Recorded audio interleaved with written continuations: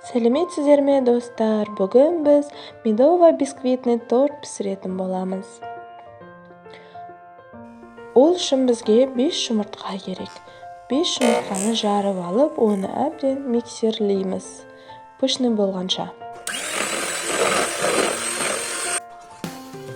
Миксерлеп болған соң, оған 150 грамм қант салып, оны тағы да пышный қылып миксерлейміз. Сосын 100 грамм балды құйып, осындай темір ыдысқа, сосын оның үстіне сода сеуіп, оны газдың үстіне қоямыз да көпіртіп қоңыр қыламыз. Осындай қоңырқай түс болу керек. Сосын оны жаңағы жұмыртқамыздың массасын саламыз. 100 грамм шикі май құйып әбден миксерлейміз. Сосын 150 грамм ұнымызды салып, оны тағы да миксерлейміз.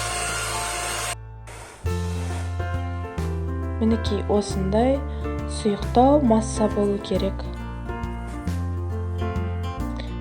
Сосын оны кольцоға салып, құйып осылай, оны 200 градуста 25 минутқа пешке салып қоямыз.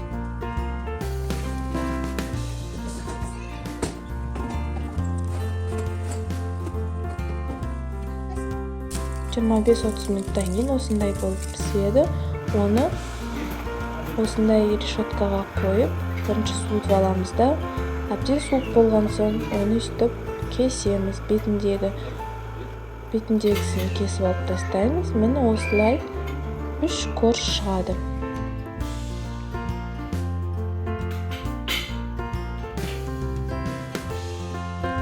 Ол корждар суый берсін, ал біз креміне кірісейік.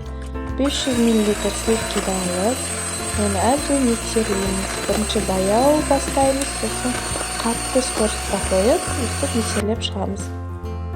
Осындай масса болу керек. Сосын 200 грамм творожный сыр салып, және де 100-150 грамм сахарный пудра себеміз да, оны тағы да миксерлейміз.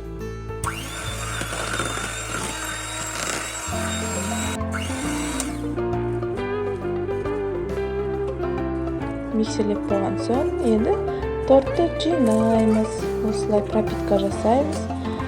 Пропитканы өздеріңіз қалағандарыңызша жасасаңыздар болады. Мен құмшекерді суға араластырып, осылай пропитка жасадым. Сухой болмас үшін торт. Осылай жинаймыз. Шет-шеттеріне жағып, енді бір-ақ етеміз. Шет-шеттерін бәрін әдемілейміз. Міне осылай түзу болды. Енді жаңағы бетінде кесіп алып тастаған коржымызды оны ұнтақтап езіп аламыз да, болмаса блендерге салып езіп алсаңыздар болады. Сосын осылай жабыстырып жағып шығамыз. Осындай әдемі болады. Енді қалағанша әсемдей берсеңіздер болады. Үйіңізде жеміс-жидек болса, жеміс-жидекпен, шоколад болса, шоколадпен әсемдеп, осындай торт жасасаңыздар болады. Ал ас болсын.